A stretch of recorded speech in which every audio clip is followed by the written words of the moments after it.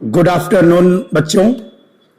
तो आज हम लोग कवर करेंगे रेडॉक्स के बारे में पढ़ने वाले हैं। बहुत बच्चे कमेंट्स कर रहे हैं सर रेडॉक्स पढ़ा दीजिए। रेडॉक्स एक ऐसा रिएक्शन है जो लगभग हर सिलेबस में 10th में तो नहीं कर सकते हैं, लेकिन ये आपका 11th 12th आपका जेई हो गया या नीट एग्जामिनेशन या कोई भी एग्जामिनेशन, सीयूईटी हो गया, कोई भी एग्जामिनेशन है बेटा, किसी भी एग्जामिनेशन के पॉइंट ऑफ व्यू से आपका जो रिडॉक्स है वो केमिस्ट्री का एक सबसे महत्वपूर्ण लेक्चर होता है। तो आज थोड़ा सा हम लोग अध्ययन करेंगे what is the meaning of redox. Redox के बारे में क्या पढ़ेंगे? सबसे पहले तो रिडॉक्स का मतलब क्या होता है। रिडॉक्स जो वर्ड है जानते होंगे, रिडॉक्स दो शब्दों से मिलकर बना है। एक होता है रिडक्शन, हिंदी में लिखते हैं इसको अपचयन कहा जाता है, रिडक्शन माने अपचयन। और एक होता है बेटा ऑक्सीडेशन। ऑक्सीडेशन देखिए बेटा, तो रिडक्शन का आर ई डी और ऑक्सीडेशन का क्या ले लिया गया, ऑक्स, दोनों को मिला के बना है रिडॉक्स। यानी रिडॉक्स एक ऐसी रासायनिक अभिक्रिया होती है जिसमें ऑक्सीडेशन और रिडक्शन दोनों साथ साथ होते हैं। जिस रासायनिक अभिक्रिया में ऑक्सीकरण तथा अपचयन दोनों साथ साथ होता है, मगर जिस केमिकल रिएक्शन में ऑक्सीडेशन और रिडक्शन दोनों साथ साथ होते हैं, ऐसे केमिकल रिएक्शंस को कहा जाता है रिडॉक्स रिएक्शन। तो इस चैप्टर में सबसे पहले पढ़ेंगे what is the meaning of oxidation number. Oxidation number क्या होता है? ऑक्सीडेशन नंबर और ऑक्सीडेशन स्टेट में थोड़ा सा डिफरेंस होता है, उसको पढ़ेंगे। ऑक्सीडेशन नंबर क्या होता है, ऑक्सीडेशन स्टेट क्या होता है, फिर पढ़ेंगे how to find the oxidation number या ऑक्सीडेशन स्टेट कैसे फाइंड आउट किया जाता है, उस पर चर्चा करेंगे। और एक बहुत इंपॉर्टेंट टॉपिक है स्टॉक नोटेशन। क्या पढ़ेंगे? स्टॉक नोटेशन क्या होता है, स्टॉक नोटेशन के बारे में पढ़ेंगे। और इस चैप्टर का अगर कहा जाए कि सबसे महत्वपूर्ण जो लेक्चर होने वाला है वह है the paradox of fractional oxidation state. तो क्या पैराडॉक्स होता है? The paradox of fractional oxidation state के बारे में हम लोग अध्ययन करेंगे। और जो अंतिम एप्लीकेशन है, this is the most important application, क्या है? Equivalent weight of the element of compound disproportionation reaction ना। तो इस अगर आपको ऑक्सीडेशन रिडक्शन आ गया, इसमें भी पढ़ेंगे how to balance the any chemical reaction. किसी भी केमिकल रिएक्शन को बैलेंस कैसे कर सकते हैं। अगर आपको बैलेंस आ गया, या मैं ये कहूं कि अगर रिडॉक्स के बारे में अगर अच्छी जानकारी आपको हो गई, तो समझिए कि इनऑर्गेनिक केमिस्ट्री को आप बढ़िया से पढ़ सकते हैं। तो इनऑर्गेनिक केमिस्ट्री को अच्छे से पढ़ने के लिए यह जरूरी है कि आपको रिडॉक्स आना चाहिए। जैसे ऑर्गेनिक केमिस्ट्री को पढ़ने के लिए क्या जरूरी है? जीओसी आना चाहिए। अगर जीओसी आपको पता है तो ऑर्गेनिक केमिस्ट्री को अच्छे से आप पढ़ सकते हो। उसी तरह से इनऑर्गेनिक केमिस्ट्री को पढ़ने के लिए उनमें से एक बहुत महत्वपूर्ण टॉपिक होता है रिडॉक्स। तो किसी भी केमिकल रिएक्शन को क्या प्रोडक्ट बनेगा, इक्विवेलेंट वेट कैसे निकालेंगे, टाइट्रेशन कैसे करेंगे, इन सब चीजों में रिडॉक्स का एक बहुत महत्वपूर्ण रोल है। ठीक बच्चों, आप सभी बच्चों का study time with Rajesh sir YouTube channel पर आप सबका स्वागत है। तो चलिए शुरू करते हैं रिडॉक्स के बारे में। रिडॉक्स के बारे में हम लोग शुरू करेंगे। तो रिडॉक्स में सबसे पहले एक सिंपल वर्ड बता दूं मैं, what is the meaning of oxidation and what is the meaning of reduction. इन दोनों में एक सिंपल और मतलब क्या होता है, एक ही चीज है, मैंने कि एक याद करिए, एक ऑटोमेटिक जस्ट उसका उल्टा हो जाएगा। जैसे ऑक्सीडेशन का मतलब होता है टू कंबाइन ऑक्सीजन का जुड़ना, एड ना, ऑक्सीजन का संयोग। अगर किसी केमिकल रिएक्शन में ऑक्सीजन जुड़ रहा है तो कहा जाएगा उसका ऑक्सीडेशन हो रहा है। जैसे मान लो कि C+O2 क्या बन रहा है, CO2, तो कहा जाएगा कि कार्बन का क्या हो रहा है, ऑक्सीडेशन हो रहा है। तो ऑक्सीडेशन का मतलब होता है एडिंग ऑफ ऑक्सीजन, माने ऑक्सीजन का जुड़ना क्या कहलाता है, ऑक्सीडेशन कहलाता है। जस्ट इसका उल्टा होगा, ये जस्ट उल्टा होगा। इसमें क्या हो जाएगा, separation of hydrogen. Sorry separation of oxygen, किसी केमिकल रिएक्शन से ऑक्सीजन का अलग होना, ऑक्सीजन का अलग होना।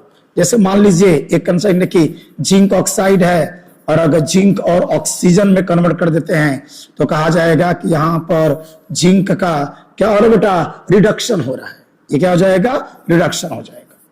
तो एक याद करिए, ऑक्सीडेशन का एकदम जस्ट उल्टा क्या होगा, रिडक्शन होगा। तो ऑक्सीडेशन में क्या होगा, ऑक्सीडेशन का पहला मतलब होता है ऑक्सीजन का जुड़ना, इसमें क्या होगा, ऑक्सीजन का अलग होना। इसमें देखिए दूसरा इसमें नियम होता है हाइड्रोजन का separation of hydrogen, separation of hydrogen, separation of hydrogen. Hydrogen का क्या होना बेटा, अलग होना, हाइड्रोजन का अलग होना। तो इसमें क्या हो जाएगा, हाइड्रोजन का ऐड होना, हाइड्रोजन इसमें क्या होगा, जुड़ेगा, हाइड्रोजन का जुड़ना। इसमें देख लीजिए, इसमें मान लीजिए कहा जाए कि पॉजिटिव वैलेंसी का बढ़ना, माने फेरस से क्या होना, फेरिक होना। अगर पॉजिटिव वैलेंसी बढ़ रही है तो कहा जाएगा कि ऑक्सीडेशन हो रहा है, और इसमें जस्ट उल्टा हो जाएगा। जैसे मान लो कि अगर स्टैनिक कन्वर्ट हो रहा है किस में, स्टैनस में, तो क्या हो रहेगा, इसमें पॉजिटिव वैलेंसी बढ़ती है, इसमें पॉजिटिव वैलेंसी घटती है। और भी देख लेते हैं, और भी देख लेते हैं बेटा, और भी देख लिया जाए इसमें। जैसे इसमें एक चौथा कंसेप्ट लिया जाए, बहुत से एप्लीकेशन है जिनमें सबसे मोस्ट इंपॉर्टेंट होता है ऑक्सीडेशन का मतलब। ऑक्सीडेशन का मतलब होता है टू लॉस इलेक्ट्रॉन, इलेक्ट्रॉन का त्याग करना, टू लॉस इलेक्ट्रॉन। जब भी कोई एटम, मॉलिक्यूल या आयंस अगर इलेक्ट्रॉन का त्याग करता है तो यह फिनोमिना ऑक्सीडेशन कहलाती है, टू लॉस इलेक्ट्रॉन। और यहां हो जाएगा बेटा टू गेन इलेक्ट्रॉन, क्या हो जाएगा, टू गेन इलेक्ट्रॉन, इलेक्ट्रॉन को ग्रहण करना। ठीक है, ध्यान रखिएगा, इलेक्ट्रॉन का त्यागना, इलेक्ट्रॉन ग्रहण करना है। इसमें क्या होगा, सबसे बढ़िया एक बता देते हैं, ऑक्सीडेशन जो नंबर होता है, इसमें ऑक्सीडेशन नंबर इंक्रीज करता है, और इसमें ऑक्सीडेशन जो नंबर होता है वो क्या होता है, डिक्रीज होता है ना। तो इसमें ऑक्सीडेशन नंबर इंक्रीज करेगा और इसमें ऑक्सीडेशन नंबर डिक्रीज करता है। ठीक है, ये बातों को ध्यान रखिएगा। ऑक्सीडेशन, ऑक्सीडेशन में बस एक ही याद करिए, ऑक्सीडेशन का मतलब टू लॉस इलेक्ट्रॉन, तो लॉस इलेक्ट्रॉन या ऑक्सीडेशन जो स्टेट होता है वो क्या होता है, बढ़ता है। इसमें क्या होगा, to gain electron, to gain electron, electron को ग्रहण करना, या इसमें ऑक्सीडेशन जो स्टेट होता है वो क्या करेगा, डिक्रीज करेगा, डिक्रीज करेगा। ओके, तो रफली आइडिया हो गया what is the meaning of oxidation and what is the meaning of reduction. थोड़ा सा हम लोग कवर करते हैं कि ऑक्सीडेशन नंबर क्या होता है। ऑक्सीडेशन नंबर का मतलब कि अगर कोई भी एलिमेंट है बेटा, अगर कोई भी एलिमेंट है, मान लीजिए हाइड्रोजन है, ये बिल्कुल फ्री है ना, किसी दूसरे के साथ अगर नहीं लगा हुआ है, तो इसका ऑक्सीडेशन स्टेट या नंबर क्या कहते हैं, जीरो कहते हैं। अगर हाइड्रोजन अगर किसी के साथ कंबाइन होकर कोई कंपाउंड अगर बनाता है, कोई एलिमेंट किसी दूसरे एलिमेंट के साथ मिलकर जब कंपाउंड बनाएगा, तो कंपाउंड बनाने के बाद उस एलिमेंट के ऊपर जो इमेजिनरी चार्ज अराइजेस होगा, that is called oxidation state या ऑक्सीडेशन नंबर कहलाएगा ना। थोड़ा सा डिफरेंस है ऑक्सीडेशन स्टेट, ऑक्सीडेशन नंबर में। लेकिन जब भी कोई एलिमेंट किसी दूसरे एलिमेंट के साथ मिलकर कोई कंपाउंड बनाएगा, तो उस एलिमेंट के ऊपर जो वर्चुअल चार्ज अराइजेस होता है, जो इमेजिनरी चार्ज अराइजेस होता है, that charge is called oxidation state, oxidation state. Oxidation state माने कि एक एटम के रेस्पेक्ट में पढ़ेंगे और टोटल का पढ़ेंगे तो ऑक्सीडेशन नंबर हो जाएगा। ओके, अभी दिखा देते हैं इसका मतलब क्या है।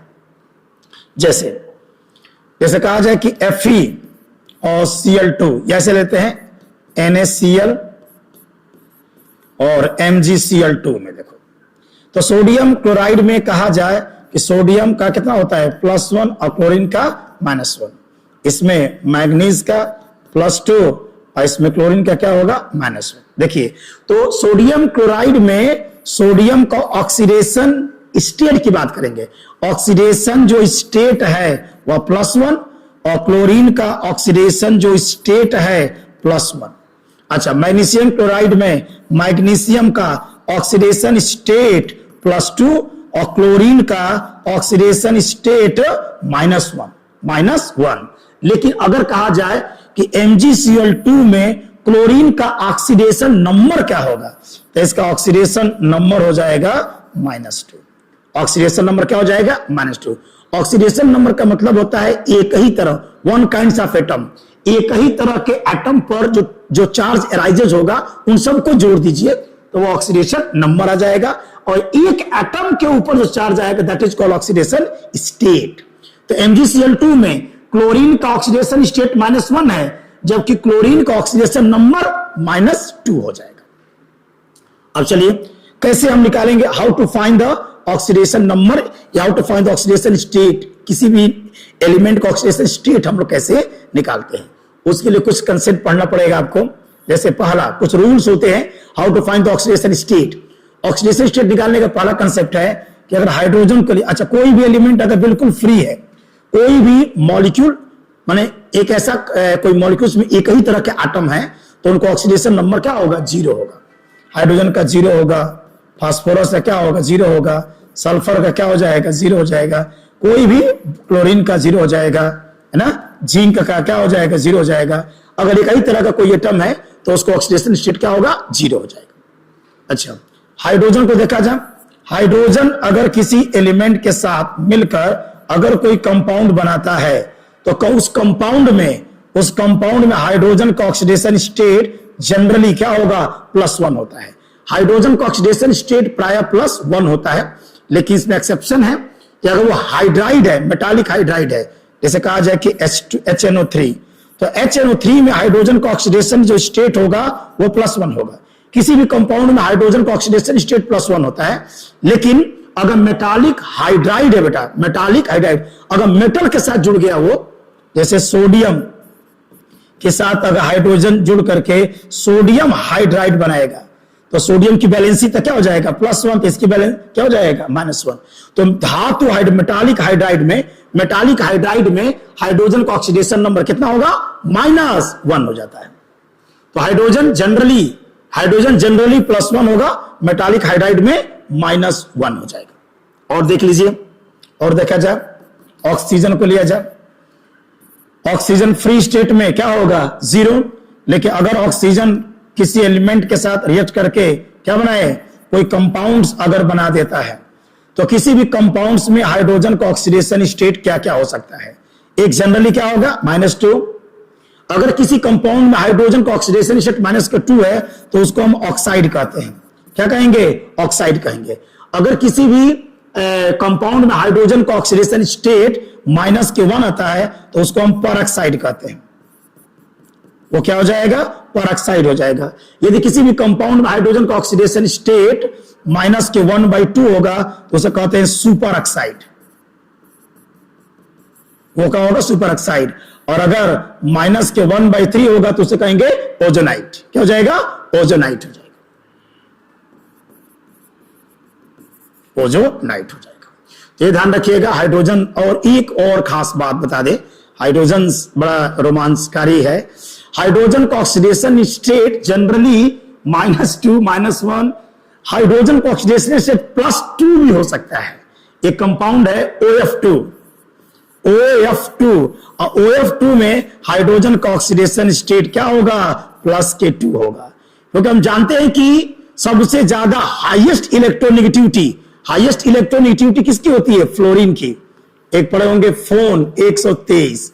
फोन 123 का मतलब होता है कि सबके पूरे 118 एलिमेंट में सबसे ज्यादा इलेक्ट्रोनेगेटिविटी फ्लोरीन की होती है। नंबर 2 पर ऑक्सीजन है, नंबर 3 पर नाइट्रोजन है।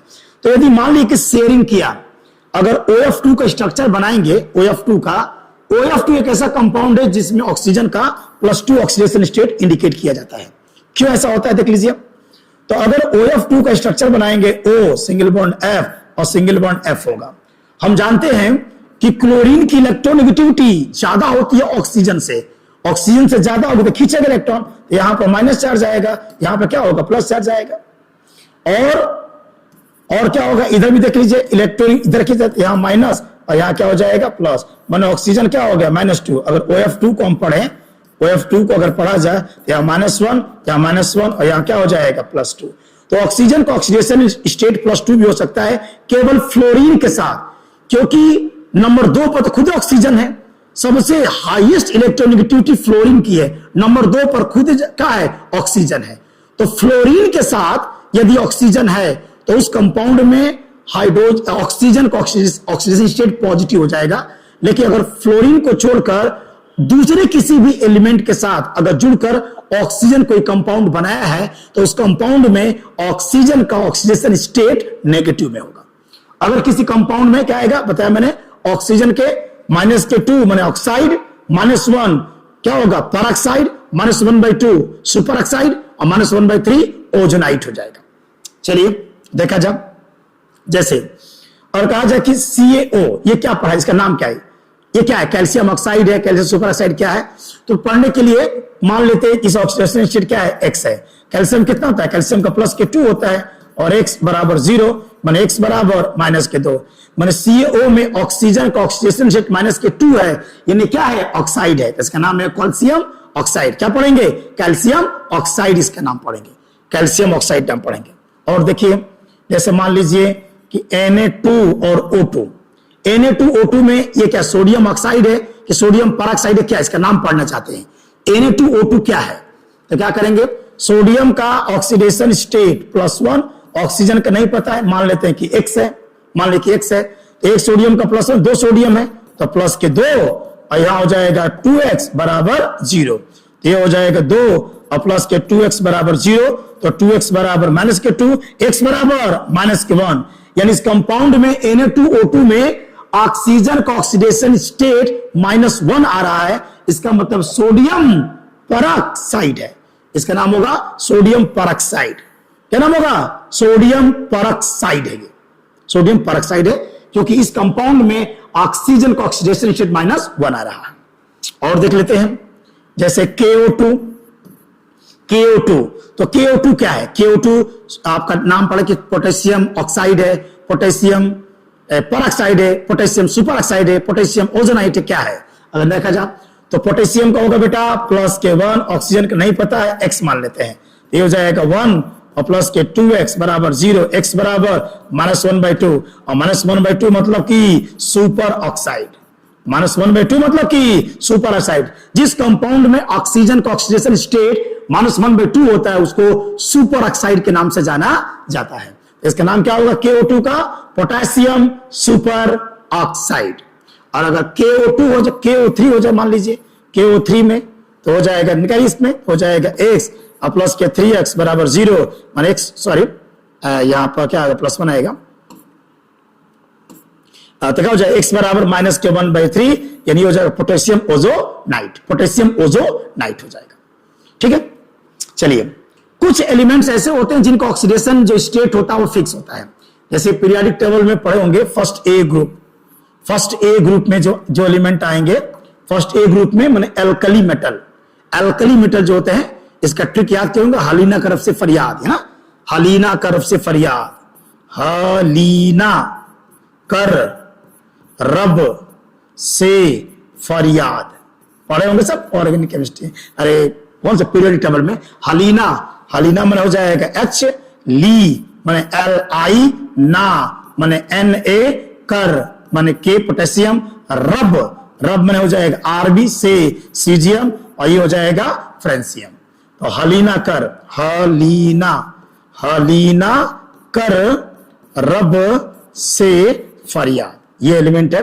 हाइड्रोजन को छोड़कर इन सारे एलिमेंट का ऑक्सीडेशन नंबर +1 क्या है, फिक्स है। मैं लिथियम हमेशा +1 oxidation state, lithium, sodium, potassium, rubidium, caesium, francium का ऑक्सीडेशन स्टेट हमेशा क्या होगा, +1 होगा। ऐसे एक और पढ़े होंगे सेकेंड ए ग्रुप में बेटा, सेकेंड ए ग्रुप में कौन होता है, अर्थ एल्काली मेटल, उसके नाम याद किए होंगे ना, बेटा मांगे कार स्कूटर बाप राजी, एक पढ़े होंगे इसका, बेटा मांगे कार स्कूटर बाप राजी, ये सब पीरियड टेबल ट्रिक पढ़ाए गए होंगे।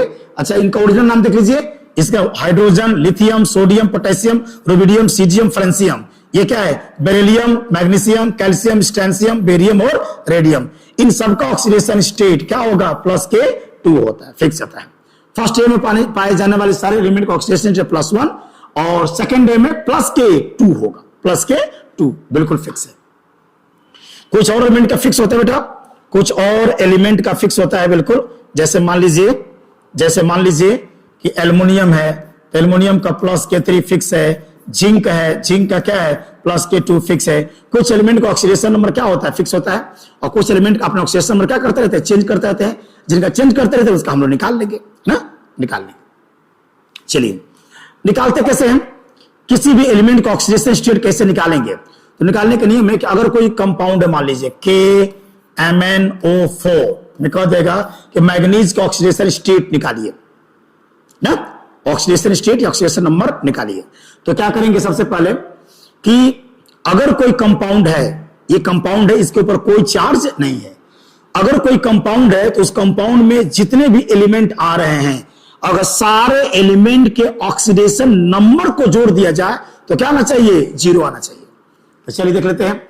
मैग्नीज का निकालना है तो पोटेशियम को हमको पता है +1, ऑक्सीजन का ही पता है -2, और मैग्नीज का नहीं पता है, मान लेते हैं कि X है, और रख के सॉल्व कर दो तो हो जाएगा, कितना हो जाएगा इसका हो जाएगा +1, और मैग्नीज का हो जाएगा X, ऑक्सीजन का हो जाएगा 4 इंटू -2 बराबर 0, हो जाएगा 1 + X - 8 बराबर 0, यानी X - 7 बराबर 0, यानी X बराबर +7।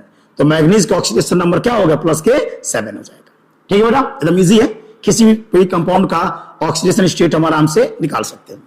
और देख लेते हैं, जैसे और देखा जा, जैसे कि मान लीजिए किसी का भी K2Cr2O7, K2Cr2O7 का हम देखना चाहते हैं, K2Cr2O7 का ऑक्सीडेशन नंबर क्या है। इसमें किसका चाहिए, मान लो कहते हैं क्रोमियम का ऑक्सीडेशन नंबर, ऑक्सीडेशन स्टेट बताइए। चलिए, तो पोटेशियम का क्या मान होता है, पोटेशियम का +1 याद होना चाहिए। ऑक्सीजन कितना होता है, -2, और क्रोमियम का नहीं पता है, माना कि X है, क्रोमियम का माना कि X है, डाल लीजिए बेटा। तो 2 पोटेशियम है, 2 पोटेशियम हो जाएगा तो +2, और ये जो क्रोमियम Cr2 तो हो जाएगा 2X, और +7 इंटू -2 बराबर 0, ये हो जाएगा 2 + 2X -14 बराबर 0, यानी कि 2X बराबर 12 और X बराबर +6।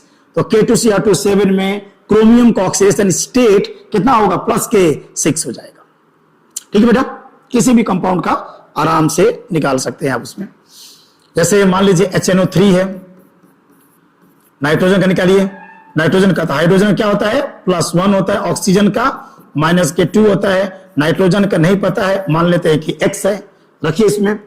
तो क्या हो जाएगा, उसका हो जाएगा 1, नाइट्रोजन का X, इसका 3 इंटू -2 बराबर 0, ये हो जाएगा 1 + X - 6 बराबर 0, यानी X - 5 बराबर 0, यानी X बराबर +5, X बराबर +5 हो जाएगा। इसका ऑक्सीडेशन स्टेट +5 हो जाएगा। ठीक है, अच्छा चलिए और देख लेते हैं। अगर पॉलीएटॉमिक आयंस है, पॉलीएटॉमिक आयंस है, तो उसका कैसे निकालेंगे। जैसे मान लीजिए आ गया कि Cr2O7 और दे दिया 2- पॉलीएटॉमिक आयंस, मैंने उसके ऊपर कुछ चार्ज देगा बेटा। अगर चार्ज दे दिया है, पॉलीएटॉमिक आयंस में चार्ज दे दिया है, तो चार्ज जब दिया रहेगा, पॉलीएटॉमिक आयंस अगर है, तो उस पॉलीएटॉमिक आयंस में जितने भी एटम है, सारे एटम जितने भी एलिमेंट आ रहे हैं, सारे एलिमेंट के ऑक्सीडेशन नंबर को जोड़ने पर उसके ऊपर जो चार्ज आ रहा है उसके बराबर होना चाहिए।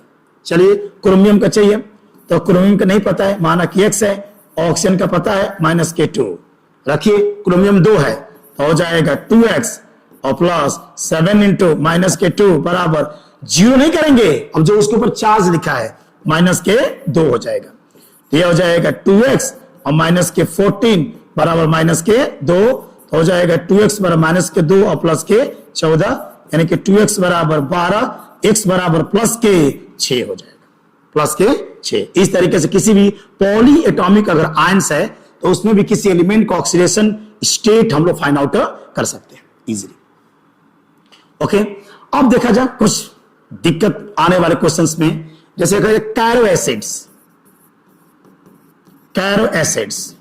एसिड होता है H2SO5। अब दिक्कत आएगी, इसमें कह देगा कि सल्फर का ऑक्सीडेशन नंबर आप निकालिए।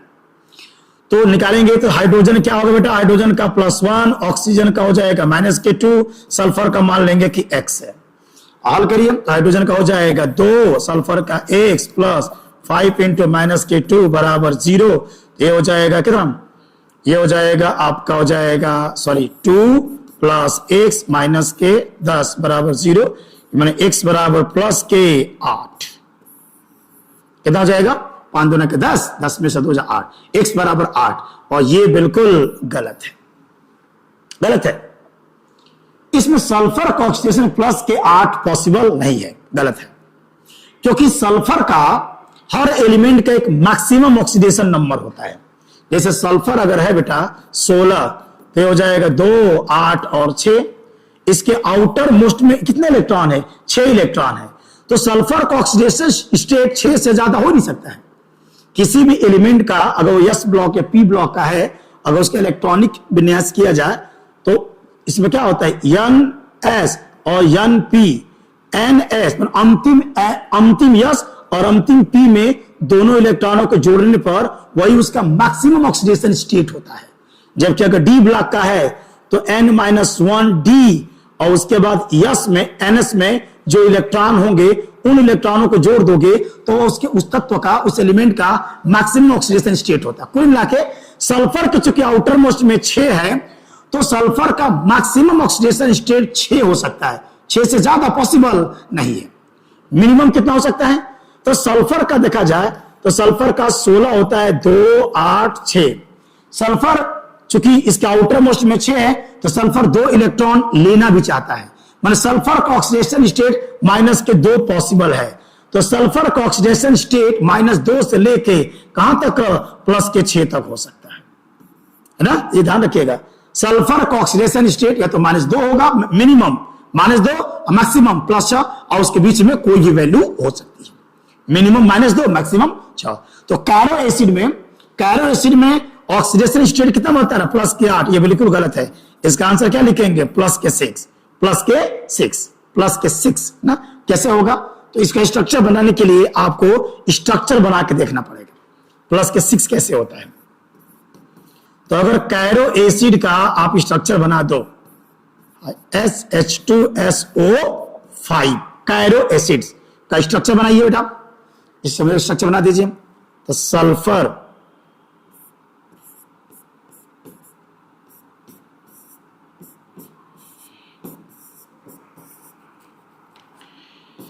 हाँ देखो तो बेटा हो गया स्ट्रक्चर, देख लीजिए इसका। कैरो एसिड का कितने हो गए, सल्फर हाइड्रोजन 2 हो गए, ऑक्सीजन 1 2 3 4 5 और सल्फर। चलिए देख लीजिए, मिलाओ कितना होगा, इसे कितना होगा हाइड्रोजन का +1, इसे कितना होगा -2, इसे कितना होगा -2, इसे कितना होगा -2, इसे कितना होगा +1, बोलो बेटा +1, इसे कितना होगा -1, कितना होगा -1।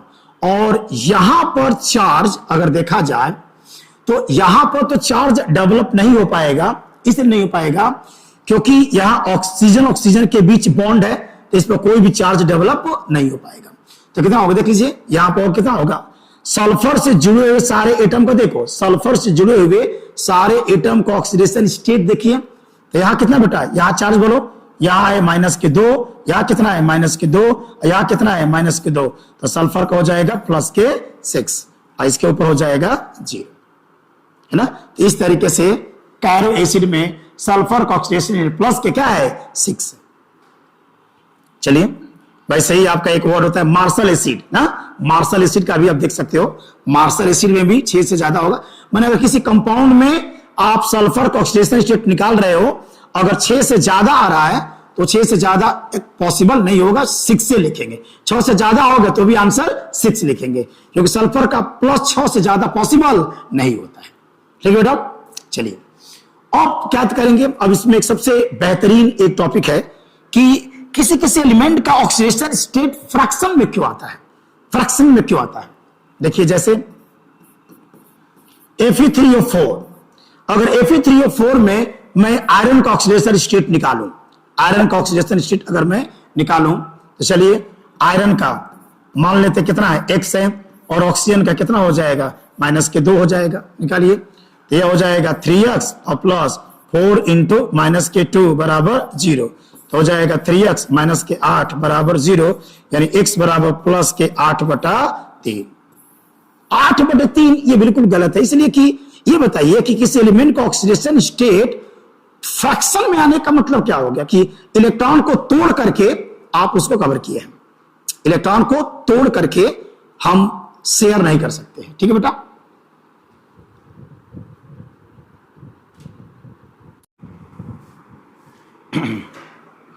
चलिए बच्चों, तो हम लोग पढ़ रहे थे Fe3O4। Fe3O4 में अगर कहा जाए कि आयरन का ऑक्सीडेशन नंबर आप निकालिए, तो Fe का मान लेते हैं x, ऑक्सीजन का कितना हो जाएगा -K2। निकालिए बेटा, तो ये हो जाएगा हम लोग का 3x और प्लस 4 इंटू -K2 इक्वल्स के 0, यानी कि 3x माइनस के 8 बराबर 0, यानी x बराबर प्लस के 8/3। यानी कि अगर किसी एलिमेंट, अगर किसी भी कंपाउंड में किसी भी एलिमेंट का ऑक्सीडेशन नंबर अगर फ्रैक्शन में आ रहा है, तो इसका मीनिंग फ्रैक्शन में तो पॉसिबल है नहीं, क्योंकि चार्ज जो एटम के ऊपर आ रहा है वो इलेक्ट्रॉन के शिफ्टिंग की वजह से आ रहा है। और चार्ज, अगर हम जानते हैं कि इलेक्ट्रॉन क्वांटाइज्ड है, इलेक्ट्रॉन क्वांटाइज का मतलब कि या तो एक इलेक्ट्रॉन जाएगा या 2 इलेक्ट्रॉन शिफ्ट होगा, ऐसा नहीं ना कि 1/2 इलेक्ट्रॉन शिफ्ट हो जाएगा ना। तो इलेक्ट्रोनेगेटिविटी के अंतर्गत इलेक्ट्रॉन जो शिफ्ट होते हैं वह, चूंकि जो चार्ज होता है क्वांटाइज्ड है, वह क्वांटाइज का मतलब कि जो कोई भी चार्ज होगा वह, क्वांटाइजेशन का मतलब समझते होंगे बेटा क्या होता है। चार्ज क्वांटाइज्ड मतलब कि चार्ज की जो वैल्यू होती है वो Ne होता है। मतलब चार्ज क्या हो सकता है, प्लस माइनस E हो सकता है, या चार्ज प्लस माइनस 2 हो सकता है, या चार्ज प्लस माइनस 3 हो सकता है। चार्ज का जो मान है वो इलेक्ट्रॉन के चार्ज का फ्रैक्शन वैल्यू पॉसिबल नहीं है, क्योंकि इलेक्ट्रॉन को हम तोड़ नहीं सकते। तो चार्ज जो है क्वांटाइज्ड होता है, इसकी वजह से अगर किसी भी एलिमेंट में अगर ऑक्सीडेशन जो नंबर है वो फ्रैक्शन में आ रहा है, इसका मीनिंग रहा कि उस कंपाउंड में जो आयरन है Fe3O4, तो इस कंपाउंड में आयरन का 2 ऑक्सीडेशन स्टेट होगा, और ये जो 8/3 है यह इसका एवरेज ऑक्सीडेशन नंबर है। फ्रैक्शन में आने का मतलब उसका एवरेज ऑक्सीडेशन नंबर होगा, एक्चुअल कुछ और होगा। एक्चुअल में क्या होता है देखा, जब फ्रैक्शन में आ गया मतलब कंफर्म है कि एवरेज ऑक्सीडेशन नंबर वो कहलाएगा। यानी कि अगर Fe3O4 में देखेंगे तो इसमें जो आयरन होंगे उस आयरन में कुछ आयरन, अलग अलग आयरन का ऑक्सीडेशन नंबर क्या होगा, अलग अलग होगा। इसमें देखिए जैसे यह रियली में 2 चीज से मिलकर बना FeO डॉट Fe2O3 से बना हुआ है। जब FeO और Fe2O3 मिलेगा तब जाके बनेगा। माने ये रियली में इसमें 2 मिक्स ऑक्साइड होता है, FeO प्लस Fe2O3 को जोड़ देंगे तब जाके बनेगा Fe3O4। और FeO में आयरन का ऑक्सीडेशन नंबर कितना होगा, +2 होता है, और Fe2O3 में आयरन का ऑक्सीडेशन नंबर कितना होता है, +3 होता है। तो रियली में Fe3O4 में आयरन का ऑक्सीडेशन नंबर +2 और +3 होगा। +8/3 क्यों आ रहा था, क्योंकि वो एवरेज है। निकाल के देख लीजिए, एवरेज FeO और Fe2O3 का इसका कितना है +K2, और इसमें कितना है +K3। जब निकालिए तो average oxidation number, average oxidation number निकाल लीजिए। एवरेज ऑक्सीडेशन नंबर में निकाल रहा हूं। तो यहां पर कितना एटम है, 1 एटम है, तो 1 × 2 और प्लस यहां कितने एटम, 2 एटम है, तो 2 × 3 और नंबर ऑफ एटम्स 1 + 2, ये हो जाएगा 2 और ये हो जाएगा 6 और बाई 3। देखिए 8 कितना आ गया, 3 आ गया। तो अगर किसी भी कंपाउंड में किसी एलिमेंट का ऑक्सीडेशन नंबर फ्रैक्शन में आ रहा है, इसका मतलब कि उसमें अलग अलग जो एटम है उनका ऑक्सीडेशन नंबर क्या होगा, अलग अलग होगा। जे Fe2O3 में कुछ फेरस है और कुछ फेरिक है, मान आयरन सेकंड भी है और आयरन थर्ड मिक्स करके वो आपका ऑक्साइड बना हुआ है। ऐसे एक और देख लीजिए, जैसे मान लीजिए एक और बहुत इंपॉर्टेंट है Ki3 में निकालिए अगर किसका, आयोडीन का, तो पोटेशियम का हो जाएगा X, सॉरी पोटेशियम का मान लेते हैं, फिक्स होता है पोटेशियम का ना, पोटेशियम कितना होगा +1, और आयोडीन का मान लेते हैं कि X है, तो रखिए 1 + 3x = 0, यानी कि x बराबर कितना आ गया -1/3। तो Ki3 में पोटेशियम का ऑक्सीडेशन स्टेट -1/3 आ गया। इसका मतलब कि एवरेज होगा। रियली में जो Ki3 होता है, Ki3 दो चीज से मिलकर बनता है, Ki और प्लस के किस से I2 से। तो यहां देख लीजिए, यहां आपका +1 है, यहां -1 है और यहां क्या है 0 है। अब जरा एवरेज निकालना, एवरेज। तो अगर मैं निकालूं एवरेज ऑक्सीडेशन नंबर तो कितना है -1 × 1 और +0 × 2 और नंबर ऑफ एटम्स 1 + 2 यानी आ गया -1/3 इसका ऑक्सीडेशन नंबर है। ठीक है, चलिए अब इसमें एक सबसे इंपॉर्टेंट दो टॉपिक है, ये जिसे कहा जाता है द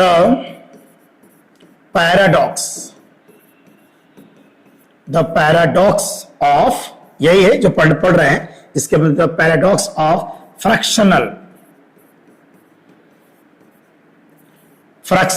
ऑक्सीडेशन स्टेट। किसी भी रियली में किसी भी कंपाउंड का जो किसी भी कंपाउंड में किसी भी एटम का या किसी भी एलिमेंट का ऑक्सीडेशन स्टेट फ्रैक्शन में नहीं हो सकता है, क्योंकि जो चार्ज होता है वो क्वांटाइज्ड है। इलेक्ट्रॉन का चार्ज माने स्मॉलेस्ट चार्ज माना गया है और इलेक्ट्रॉन से छोटा कोई चार्ज पॉसिबल नहीं है। हालांकि क्वार्क्स पार्टिकल्स होते हैं, लेकिन क्वार्क्स पार्टिकल कभी स्टडी में हम काउंट नहीं कर रहे हैं ना। अभी हम इलेक्ट्रॉन को फंडामेंटल पार्टिकल्स मान के चलते हैं और चार्ज क्वांटाइज्ड है, माने इलेक्ट्रॉन का जो चार्ज है वो सबसे छोटा चार्ज है। उससे छोटा चार्ज हम माने इलेक्ट्रॉन के चार्ज को स्प्लिट नहीं कर सकते हैं, तोड़ नहीं सकते हैं, कहने का मीनिंग है। तो इसका फ्रैक्स अगर किसी भी कंपाउंड में किसी एलिमेंट का फ्रैक्शनल ऑक्सीडेशन स्टेट आ रहा है, इसका मतलब कि उसमें अलग अलग एटम का ऑक्सीडेशन नंबर क्या होगा, अलग अलग होगा, वो इंटीजर में होगा। फ्रैक्शन उसकी एवरेज वैल्यू होती है। चलिए एक कंपाउंड हम लोग देख लेते हैं, एक बहुत ही खूबसूरत सा कंपाउंड है। मान लीजिए बेटा C3O2 एक कंपाउंड है। C3O2 में कहा जाए कि कार्बन का, पूछा गया था पेपर में कि C3O2 में हर कार्बन का ऑक्सीडेशन बताइए। पहले इसका निकालिए कार्बन का। तो कार्बन का मान लेते हैं कि X है और ऑक्सीजन का कितना है -2 है। निकाल दो बेटा, कितना हो गया 3x और ये हो जाएगा 2 × -2 = 0।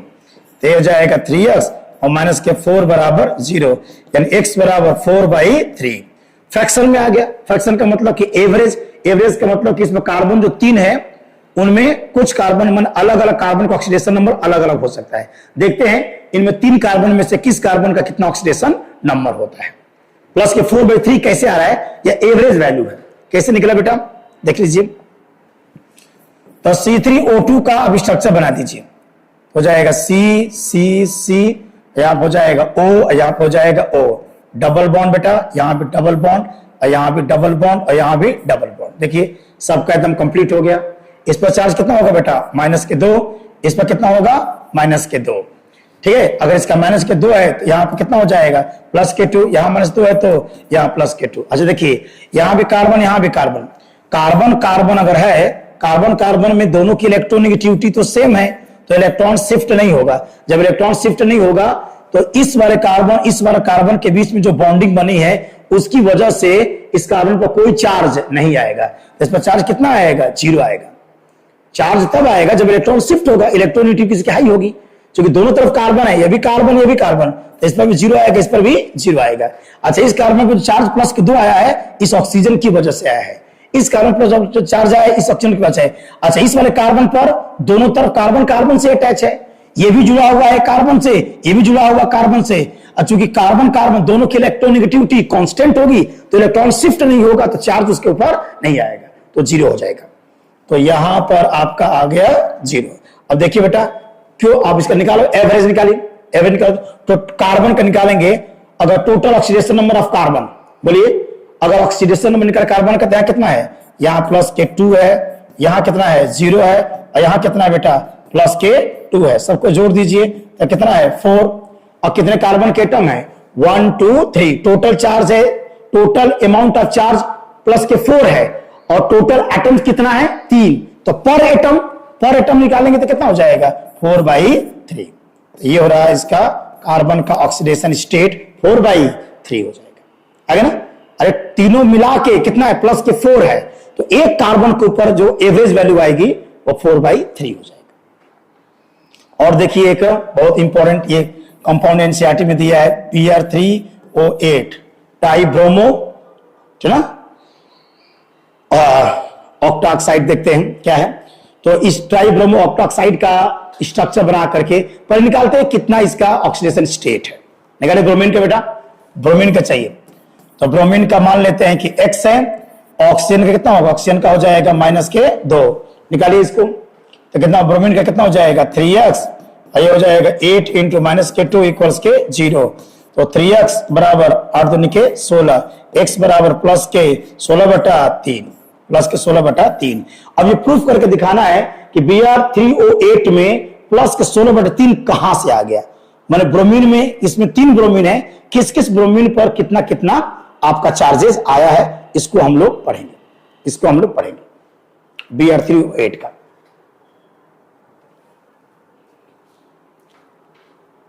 ठीक बेटा, चलिए देख लेते हैं।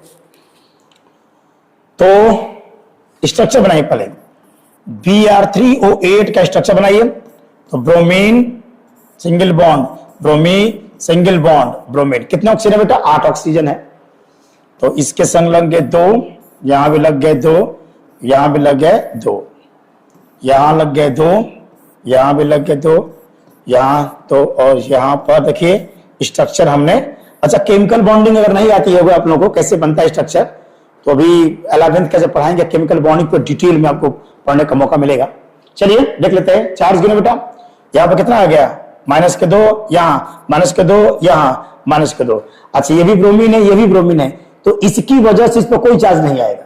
देखिए, तो -2 और -2, यहां कितना हो गया, +6, यहां कितना आ गया बेटा, इसका कितना हो गया -2, तो -2 की वजह से इस पर +2 आएगा। यहां भी कितना है, -2, इसकी वजह से यहां न्यूट्रलाइज करने के लिए +4 हो जाएगा, +4। इसका गिनो, यहां कितना हो गया, -2, यहां भी -2, यहां भी -2। अच्छा, इस ब्रोमीन पर इसकी वजह से कोई चार्ज नहीं आएगा, क्योंकि ब्रोमीन की इलेक्ट्रोनेगेटिविटी सेम होगी। यहां पर कितना हो गया, +6। अब देखिए ब्रोमीन का, यहां +6 है, यहां भी +6 है, और यहां +4 है। टोटल चार्ज कितना हो जाएगा, अगर टोटल चार्ज निकाल दूं मैं, टोटल चार्ज हो जाएगा 6 + 4 + 6, कितना हो गया, 6 से 12, और कितना हो जाएगा 16 हो गया। और total number of atoms, total number of atoms कितना है, 3, ब्रोमीन के 3 एटम, 1 2 3, तो एवरेज ऑक्सीडेशन स्टेट हो जाएगा आपका, हो जाएगा 16/3, यानी कि 16/3 में इसका मतलब कि पहले ब्रोमीन में +6 है, दूसरे ब्रोमीन में +4 है, और तीसरे ब्रोमीन में +6 हो जाएगा। ओके, एक और बड़ा एक खूबसूरत सा एक कंपाउंड आता है, इसका देता है स्ट्रक्चर बहुत मशहूर है, CrO5 क्रोमियम पेंटा ऑक्साइड। चूंकि स्ट्रक्चर मशहूर है, इसका स्ट्रक्चर होता है बटरफ्लाई स्ट्रक्चर होता है। ये अपने स्ट्रक्चर की वजह से बहुत फेमस है, बटरफ्लाई स्ट्रक्चर है। देख लीजिए कैसे इसका स्ट्रक्चर बनेगा, इसका स्ट्रक्चर एकदम बटरफ्लाई की तरह इसका बनेगा बेटा, ठीक है।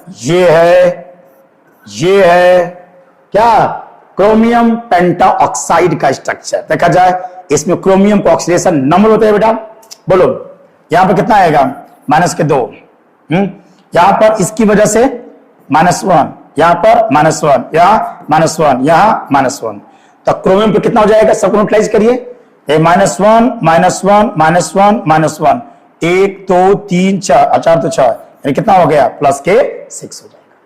ये मानी कि क्रोमियम पेंटॉक्साइड में क्रोमियम का ऑक्सीडेशन स्टेट +6 हो जाएगा।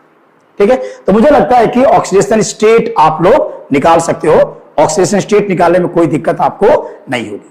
अब बैलेंस करना सीखना है, how to balance a chemical reaction, this is the most important.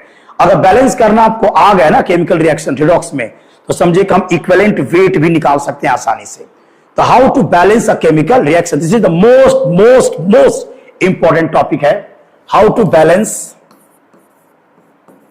How to balance a chemical reaction.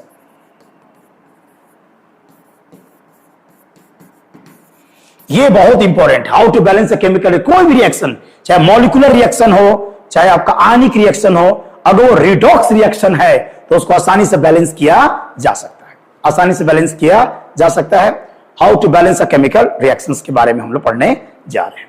चलिए, बैलेंस करने के एकदम बदल, देखो बेटा, अगर ये आ गया ना, भाई सुन लीजिए, हम लोग एक्चुअली 12th में क्या पढ़ रहे हैं, इलेक्ट्रोकेमिस्ट्री। अब इलेक्ट्रोकेमिस्ट्री में हम लोग पढ़ेंगे कोई Faraday first law, Faraday second law में पढ़ा दिया हम। अब हम पढ़ेंगे उसमें सेल पढ़ेंगे, जैसे कि ड्राई सेल पढ़ेंगे ना, बटन सेल पढ़ेंगे, फ्यूल सेल पढ़ेंगे ना। तो जितने सेल होंगे, सारे सेल का जो मैकेनिज्म होगा on the basis of redox होगा, कोरोजन्स क्या होता है। तो रिडॉक्स अगर आ गया ना, तो समझिए कि एकदम केमिकल रिएक्शन आपको आसानी से समझ में आने लगेगा। इसलिए बैलेंस करना सीखिए, किसी भी केमिकल रिएक्शन को आसानी से कैसे बैलेंस कर सकते हैं। इसके लिए कुछ करना नहीं बेटा, कुछ नहीं करना है, बस कुछ बेसिक नियम में लिख दे रहा हूं। उन बेसिक नियमों को, बस 4 नियम है, 4 नियम याद कर लोगे, एकदम कोई भी रिएक्शन, जेई या नीट का भी कोई रिएक्शन आसानी से बैलेंस कर सकते हो, ठीक ना। देखो, जैसे 4 नियम क्या है, रूल्स क्या है। पहला, किसी भी केमिकल रिएक्शन को बैलेंस करने के लिए सबसे पहले हम बैलेंस करेंगे मेन एटम्स को। मेन एटम्स, मेन एटम्स यहां कहने का मतलब है उस एटम को चुना जाएगा जिसका ऑक्सीडेशन नंबर चेंज हो रहा है। लेकिन मान लीजिए हमको नहीं पता है, यहां मेन एटम्स का मतलब समझिएगा कि आपके केमिकल रिएक्शन में जो आया होगा, एक्सेप्ट ऑक्सीजन और हाइड्रोजन, हाइड्रोजन ऑक्सीजन को छोड़कर जो आया होगा, पहले उसको आप बैलेंस करिएगा। नंबर 2 पर हम बैलेंस करेंगे किसको, ऑक्सीजन को, ऑक्सीजन को बैलेंस करेंगे। और ध्यान रखो, ऑक्सीजन को संतुलित करने के लिए, ऑक्सीजन को संतुलित करने के लिए क्या जोड़ेंगे बेटा, पानी जोड़ दिया जाएगा। यह सबसे मुश्किल, जिस साइड जितना ऑक्सीजन कम होगा उधर उतना पानी जोड़ देना, एकदम दिमाग में छाप लो, जिधर जितना ऑक्सीजन कम होगा उधर उतना पानी को हम जोड़ देंगे। और तीसरे नंबर पर बैलेंस करेंगे हाइड्रोजन को, तीसरे नंबर पर बैलेंस करेंगे हाइड्रोजन को। और हाइड्रोजन को बैलेंस करने के लिए वी विल ऐड H+। जिस साइड जिधर जितना हाइड्रोजन कम होगा उधर उतना हाइड्रोजन आयन आप जोड़ दीजिएगा। और अंत में बैलेंस करते हैं चार्ज। चार्ज बैलेंस करने में सबसे ज्यादा बच्चे गलती करते हैं, आवेश को कैसे संतुलित किया जाएगा, सबसे ज्यादा बच्चे गलती इसी में करते हैं। ये समझ गए, हम किसी भी रिएक्शन को एकदम आराम से बैलेंस करते हैं। चार्ज बैलेंस करने का नियम अभी सीखेंगे हम लोग क्या करते हैं ना कि पूरे बायां पक्ष और पूरे दायां पक्ष, माने लेफ्ट साइड और राइट साइड दोनों का चार्ज अलग अलग निकाल लेते हैं। उसके बाद देखते हैं कौन बड़ा है, बड़े में से छोटे वाले को घटा दीजिए और जितना आएगा, बड़े वाले में से छोटे वाले को घटाने पर जो आएगा अमाउंट, उसको जितना नंबर आएगा उतना इलेक्ट्रॉन हम जोड़ेंगे, उतना इलेक्ट्रॉन जोड़ेंगे किधर, बड़े वाले साइड की तरफ। जिधर अधिक चार्ज होगा उधर Q1 Q2 का जो डिफरेंस मिलेगा उतना इलेक्ट्रॉन जोड़ेंगे किधर बेटा, बड़े वाले आवेश की तरफ हम जोड़ देंगे, माने जो लार्जर चार्ज होगा उसके तरफ जोड़ दिया जाएगा। अब इसके आधार पर 4 नियम लिख दिया बोर्ड पर। इसके आधार पर कोई भी केमिकल रिएक्शन, चाहे जेई का हो या नीट का हो या किसी भी कंपटीशन का केमिकल रिएक्शन हो, अगर इनऑर्गेनिक है ऑर्गेनिक, सब रिएक्शनों को बैलेंस कर सकता है। तो this is the most important concept, ठीक है। अगर ध्यान देखेंगे एकदम हर बच्चे को ये पूरा कंसेप्ट समझ में आ जाएगा, ठीक है बेटा। जल्दी से कॉपी कर लो, पहले इसको लिख लीजिए।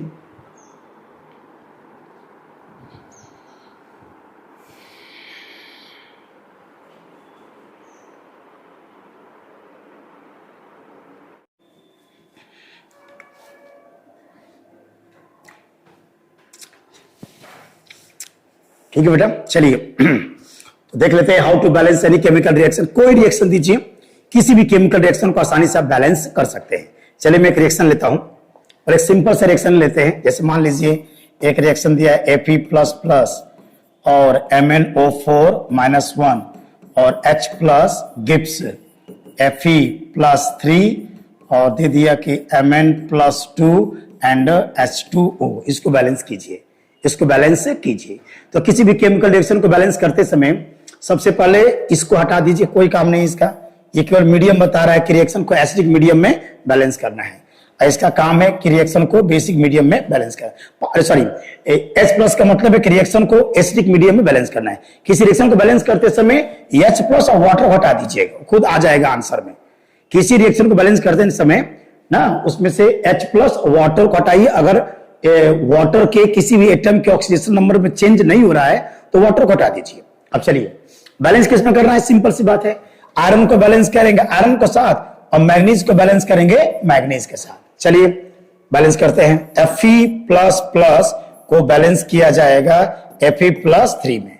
बैलेंस करने को 4 नियम पढ़ाए बेटा, 4 नियम। पहले बैलेंस करेंगे मेन एटम्स। चलिए आयरन 1 देखिए आयरन के यहां भी एक एटम, यहां भी आयरन एक एटम, आयरन बराबर है। अब बैलेंस करेंगे ऑक्सीजन, ऑक्सीजन तो है ही नहीं। बैलेंस करेंगे हाइड्रोजन, नहीं है। अब बैलेंस करेंगे चार्ज कैसे बैलेंस होता है, देखो इधर चार्ज कितना है, इधर चार्ज है +2, इधर चार्ज कितना है +3। दोनों का डिफरेंस निकाल दो, दोनों का डिफरेंस अंतर निकाल लीजिए। 3 में से 2 घटाइए, कितना आएगा 1। और जितना डिफरेंस आएगा उतना इलेक्ट्रॉन जोड़िएगा बड़े वाले की तरफ। ये +2 है, ये +3 है, ये बड़ा है तो 1 इलेक्ट्रॉन इधर जुड़ जाएगा। ये बैलेंस हो गया, यह रिएक्शन क्या हो गया, बैलेंस हो गया। अगर इलेक्ट्रॉन दाईं तरफ जुड़ रहा है इसका मतलब वो ऑक्सीडेशन हो रहा है। क्या हो रहा है उसका, ऑक्सीडेशन हो रहा है। ठीक है, ध्यान रखिएगा। पहला रिएक्शन हमने बैलेंस कर दिए। अब किसे बैलेंस करेंगे, MnO4-1 को बैलेंस करेंगे Mn+2 में बैलेंस किया जाएगा। तो हमारा फर्स्ट हाफ रिएक्शन क्या हो गया, बैलेंस हो गया। अब दूसरे हाफ रिएक्शन को बैलेंस करेंगे। दूसरे हाफ रिएक्शन को बैलेंस करिए तो वो क्या है, MnO4-1 को बैलेंस किया जाएगा Mn+2 में। एकदम ध्यान समझना, Mn+2 में उसको बैलेंस करना है। Mn+2 में बैलेंस करना है। एकदम ध्यान से, वो 4 नियम पढ़ लो, 4 नियम लगाना है केवल। पहला बैलेंस करेंगे मेन एटम्स मैग्नीज 1 बैलेंस है। अब बैलेंस करेंगे ऑक्सीजन को, और ऑक्सीजन को बैलेंस करने का नियम पढ़ाया गया है कि जिधर जितना ऑक्सीजन कम होगा उधर उतना वाटर मॉलिक्यूल को जोड़िएगा। तो यहां पर ऑक्सीजन है 4, यहां पर ऑक्सीजन नहीं है तो मैं इधर वाटर का 4 मॉलिक्यूल जोड़ दूंगा। वाटर का 4 मॉलिक्यूल जोड़ दिया। अब बैलेंस करेंगे हाइड्रोजन को बैलेंस करिए। तो हाइड्रोजन कितना हो गया, 4 दूनी के 8। इधर मैं हाइड्रोजन जोड़ देता हूं प्लस में। हाइड्रोजन की कमी को पूरा करने के लिए हाइड्रोजन आयन जोड़ दीजिएगा और ऑक्सीजन की कमी को पूरा करने के लिए पानी जोड़ दीजिएगा। बस यही समझना है। अब आ जाओ चार्ज देखना बेटा, चार्ज में ग्रेविटी होती है 8 का +1 में गुणा करो, +8 यहां -1 मिल कितना हो गया बेटा, +7 चार्ज हो गया। इधर कितना हो गया, +2 चार्ज हो गया। इन दोनों का डिफरेंस बता दीजिए। इन दोनों का डिफरेंस निकाल देंगे तो 7 में से 2 घटाएंगे तो कितना आ जाएगा 5। तो 5 इलेक्ट्रॉन जोड़ेंगे किधर, we will add the 5 electrons. 5 electron जोड़ेंगे बड़े वाले की तरफ, जो बड़ा होगा बेटा। ये +7 है, ये +2 है, ये बड़ा है तो इधर मैं 5 इलेक्ट्रॉन को जोड़ दूंगा। और इलेक्ट्रॉन का बाईं तरफ जुड़ना कहलाता है रिडक्शन। इसका मतलब कि ये प्रोसेस जो है वो रिडक्शन को रिप्रेजेंट कर रहा है, रिडक्शन को रिप्रेजेंट कर रहा है ना। बैलेंस एकदम, कोई भी रिएक्शन बैलेंस हो जाएगा बहुत इजी तरीके से। हो गया। अब मैं बैलेंस कर दिया, दोनों हाफ रिएक्शन को बैलेंस कर दिया ना, मैंने ऑक्सीडेशन और रिडक्शन को अलग अलग में बैलेंस कर दिया। इसके बाद अब क्या करना है, दोनों रिएक्शनों को इस तरीके से जोड़िएगा कि हमारा इलेक्ट्रॉन क्या हो जाए, कैंसिल हो जाए। मैथमेटिकल है, मैंने इलेक्ट्रॉन को एलिमिनेट कर दीजिए, है ना, बस आपका आंसर आ जाएगा। तो चलिए हम लोग का ये तो फर्स्ट रिएक्शन रहा। एक और रिएक्शन हम लोग बैलेंस किए थे, एक और रिएक्शन हम लोग बैलेंस किए थे, ठीक है ना। एक और रिएक्शन बैलेंस किया गया था, वो पता होगा, वो क्या था हम लोगों का, Fe+2 गिव्स Fe+3 और 1 इलेक्ट्रॉन, ठीक है। अब क्या करिए, इलेक्ट्रॉन को कैंसिल करिए। इलेक्ट्रॉन को कैंसिल आउट करना है। तो इलेक्ट्रॉन कैसे कैंसिल आउट होगा, तो इधर देखिए पहले रिएक्शन में 5 इलेक्ट्रॉन है और यहां पर कितना है, 1 इलेक्ट्रॉन है। तो क्या करेंगे, इसमें 5 से मल्टीप्लाई कर दीजिए मैथ के नियम के अनुसार।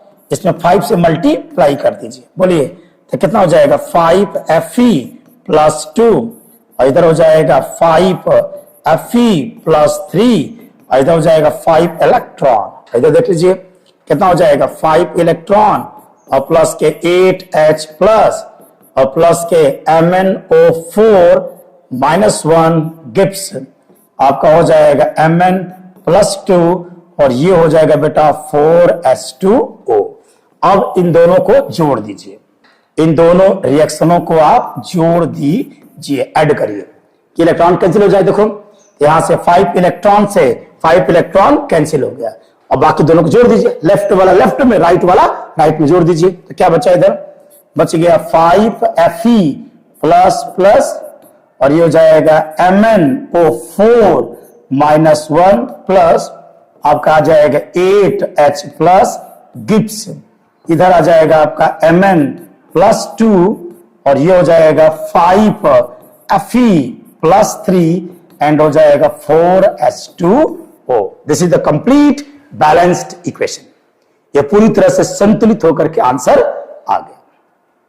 ठीक है बेटा, किसी भी रिएक्शन को हम लोग आसानी से, एकदम आसानी से बैलेंस कर सकते हैं, आसानी से बैलेंस कर। अच्छा देखो, कोई भी रिएक्शन देगा ना बैलेंस हो जाएगा, चाहे मॉलिक्यूलर रिएक्शन दे, चाहे आपका आयनिक रिएक्शन दे, सबको हम बैलेंस कर सकते हैं। अब इसमें इसकी मदद से, अच्छा इस बैलेंस करने के दो नियम है, एसिडिक का अलग रूल है, बेसिक का अलग रूल है, लेकिन हम एक ही नियम से दोनों को बैलेंस करते हैं ना, एक ही नियम याद करेंगे, एसिडिक नियम से ही बेसिक वाला रिएक्शन भी बैलेंस हो जाएगा। जैसे एग्जांपल देख लेते हैं, एक ही नियम से दोनों बैलेंस हो जाएगा, उसमें घबराने की कोई बात नहीं है। जैसे मान लीजिए एक क्वेश्चन भी दिया है एग्जाम में आपको, P4 और कह रहा है कि NaOH गिव्स PS3 और यहां से कह रहा है मान लीजिए कि H2PO2 मान लीजिए कि -1 आपको दे दे, और इसमें कहे आपसे ऐसे लिख सकते हैं, सिंपल एग्जाम ऐसे लिखता है कि P4 और OH -1 गिव्स PS3 और मान लेके दे दे आपको H2PO2 -1। और क्या पूछा है पेपर में, मैंने कंपटीशन का सवाल है, पूछा गया था कि इसमें फास्फोरस का इक्विवेलेंट वेट फाइंड आउट कीजिए। इक्विवेलेंट क्या निकालना बेटा, इक्विवेलेंट वेट, इक्विवेलेंट वेट को फाइंड आउट कीजिए। हिंदी में बोलते हैं तुल्यांकी भार, तुल्यांकी भार को ज्ञात कीजिए। This is the most important question for JEE and NEET. ये आपका एक बहुत बेहतरीन क्वेश्चन है। क्वेश्चन आपको दिया गया है, क्वेश्चंस आपको दिया गया है कि आपको एक रिएक्शन दिया गया है और इस रिएक्शन में पूछा गया है कि फास्फोरस का, इसमें फास्फोरस का इक्विवेलेंट वेट आपको पूछा गया है। यह डिस्प्रोपोर्शनेशन है क्योंकि इसमें इसी का ऑक्सीडेशन भी हो रहा है और इसी का रिडक्शन भी हो रहा है। फास्फोरस का कभी ऑक्सीडेशन नंबर इंक्रीज कर रहा है, एक जगह डिक्रीज कर रहा है, तो डिस्प्रोपोर्शनेशन यहां पर काम कर रहा है। और डिस्प्रोपोर्शनेशन रिएक्शन में, डिस्प्रोपोर्शनेशन अगर कोई रिएक्शन है, देखिए इसी फास्फोरस का, इसमें ऐसा रिएक्शन है कि इसमें फास्फोरस का देखोगे, अगर फास्फोरस का देखिए, फास्फोरस के यहां पर क्या है, 0 है, यहां पर क्या है, 0 है, और PS3 में निकालेंगे तो कितना हो जाएगा, -3, तो 0 से -3 हो रहा है, यानी क्या हो रहा है बेटा, 0 से -3, फास्फोरस का ऑक्सीडेशन नंबर क्या हो रहा है, डिक्रीज कर रहा है, डिक्रीज कर रहा है। जबकि इसी फास्फोरस का अगर इसमें निकालेंगे तो क्या करेगा, इंक्रीज करेगा। देखो निकाल करके कितना जाएगा, इसमें निकालेंगे तो हो जाएगा +2 और फास्फोरस से कितना हो जाएगा, x, और ये कितना हो जाएगा बेटा, -4 और बराबर -1। सॉल्व करिए तो हो जाएगा 2 और +x -4 बराबर -1। उधर ले जाओ बेटा इसको, तो ये हो जाएगा 2 + x बराबर कितना हो जाएगा, 5 हो जाएगा, x बराबर कितना हो गया, 3। तो यहां पर कितना है बेटा, देखिए +3। इसी फास्फोरस का एक ऑक्सीडेशन नंबर यहां डिक्रीज कर रहा है और यहां क्या कर रहा है, इंक्रीज कर रहा है। तो अगर ऐसा किसी भी केमिकल रिएक्शन में एक ही मॉलिक्यूल का माने ऑक्सीडेशन नंबर कहीं इंक्रीज कर रहा है, कहीं डिक्रीज करता है, तो ऐसे केमिकल रिएक्शन को बोलते हैं डिस्प्रोपोर्शनेशन रिएक्शन। और इसे पूछा गया है कि what is the equivalent weight of phosphorus. This is the most important question for JEE and NEET. इसको हल करते हैं, कैसे इस क्वेश्चन को सॉल्व किया जाएगा, ध्यान दें बेटा।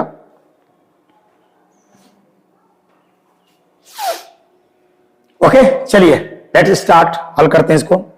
हल करने के लिए सबसे पहले क्या करेंगे, जो P4 है और जो OH माइनस है, फास्फीन, और क्या था H2PO2 माइनस 1।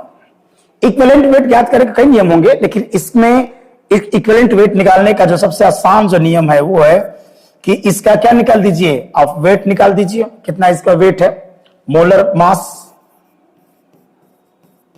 इसका मोलर मास निकाल दीजिए, और उसके बाद एन फैक्टर निकाल दीजिए। क्या हो जाएगा, एन फैक्टर।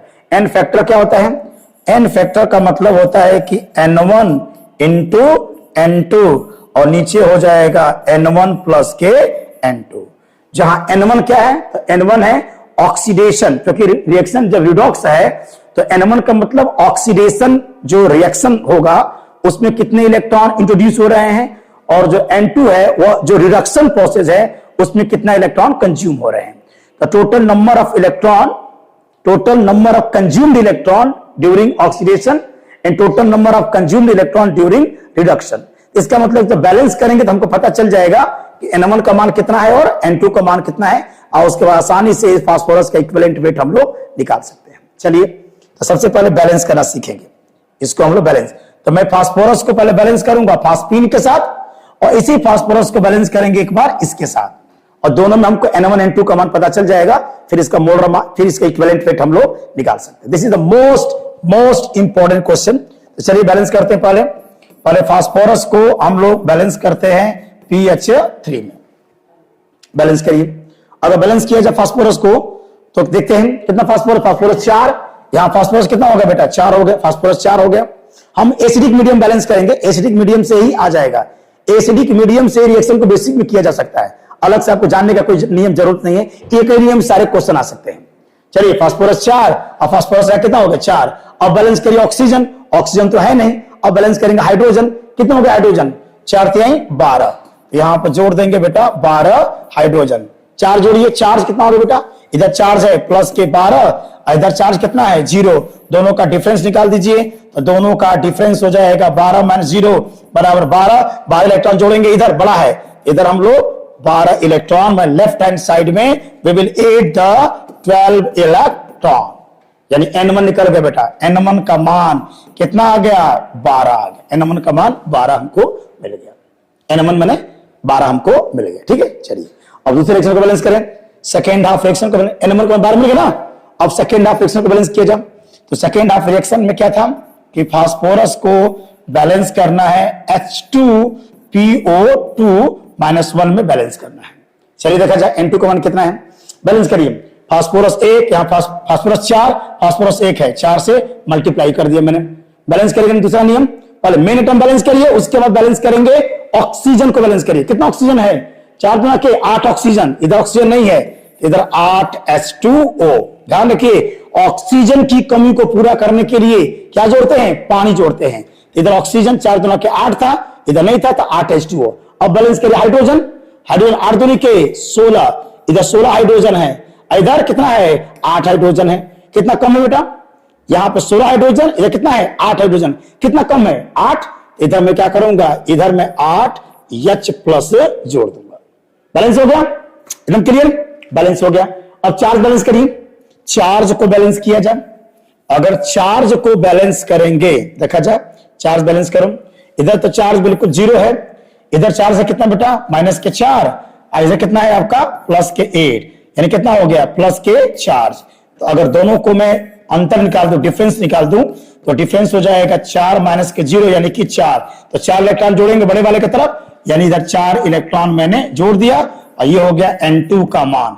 तो N2 का मान कितना आ गया 4 आ गया, N2 का मान 4 आ गया। अब N2 का मान मिलने के बाद हमें क्या निकालना है, इक्विवेलेंट।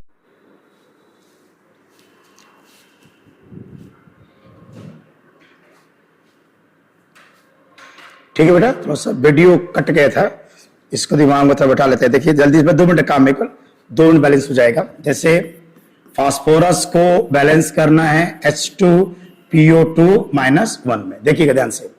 तो फास्फोरस 4, फास्फोरस 1 है, 4 से मल्टीप्लाई करिए, फास्फोरस 4 हो गया, हाइड्रोजन 4, ऑक्सीजन 4 दुना के 8 हो गया, इधर क्या करेंगे 8H2O जोड़ देंगे। हम जानते हैं कि ऑक्सीजन की कमी को पूरा करने के लिए वाटर मॉलिक्यूल जोड़ते हैं। अब जोड़िए हाइड्रोजन को, इधर हो जाएगा 16 हाइड्रोजन, इधर 4 दूनी के 8 हाइड्रोजन ना। कितना कम हुआ बेटा, यह 16, इधर 8 है, 8 की कमी है, इधर मैं 8H प्लस जोड़ दूंगा। अब क्या करेंगे, चार्ज मिलाइए। इधर चार्ज कितना है, इधर चार्ज एक भी नहीं है, चार्ज 0 है। इधर चार्ज है -4, इधर कितना है +8, मिलिए कितना हो गया +4। अगर इन दोनों का डिफरेंस निकाल दिया जाए तो 4 - 0 यानी कितना हो गया 4। डिफरेंस कितना आएगा +4, तो 4 इलेक्ट्रॉन जोड़ेंगे बड़े वाले की तरफ, यानी 4 इलेक्ट्रॉन में जोड़ दूंगा और ये हो गया बेटा N2 का मान। तो N2 का मान कितना हो गया 4 हो गया। अब क्या करेंगे, N1 का मान कितना था 12, N1 का मान 12, N2 का मान 4 आ गया। अब इक्विवेलेंट वेट हम आसानी से क्या कर सकते हैं, निकाल सकते हैं। देखिए तो N1 का मान आ गया था 12 और N2 का मान आ गया 4। अब निकालेंगे N फैक्टर, हो जाएगा N1 × N2 और नीचे N1 + N2 यानी कि 12 × 4 और नीचे 12 धन 4, 12 चौक 48 और ये हो जाएगा 16 तिया 48, 3 आ गया, ठीक है। अब निकालिए इसका इक्विवेलेंट वेट। इक्विवेलेंट वेट निकाल देंगे किसका, फास्फोरस का हमको इक्विवेलेंट वेट निकालना था। तो इसका मोलर मास, फास्फोरस की एक मॉलिक्यूल का मास निकालिए, तो हो जाएगा 4 × 31, क्योंकि एक एटम का 31 होता है, 4 एटम है। और उसके बाद N फैक्टर हो जाएगा 4 × 31 और बटा कितना हो जाएगा 3, गुणा करो बेटा 4 एकम 4 और 4 तिहाई 12 में हो जाएगा 3 से भाग करिए, 3 चौके 12 और 3 एकम 3 यानी कि हो जाएगा 41.33। This is the equivalent weight of phosphorus in that given chemical reaction. ठीक है बेटा, तो किसी भी केमिकल रिएक्शन को आसानी से हम लोग बैलेंस कर सकते हैं। अगर आपको कोई केमिकल रिएक्शन बैलेंस करना नहीं आ रहा है, आप प्लीज कमेंट्स करिए, उस रिएक्शन को बैलेंस करके आपको दिखाया जाएगा। ठीक है बेटा, हमेशा खुश रहिए, बी हैप्पी, और इस चैनल को खूब ढेर सारा प्यार दीजिए, सब्सक्राइब कीजिए और खूब मन लगा के पढ़िए। कोई भी समस्या हो आप इसमें कमेंट्स बॉक्स में करिए। मेरे व्हाट्सएप पर भी आप जो बच्चे नंबर जानते होंगे आप क्वेश्चन भेज सकते हैं। ठीक है, मन लगा के पढ़िए, हमेशा खुश रहिए, बी हैप्पी।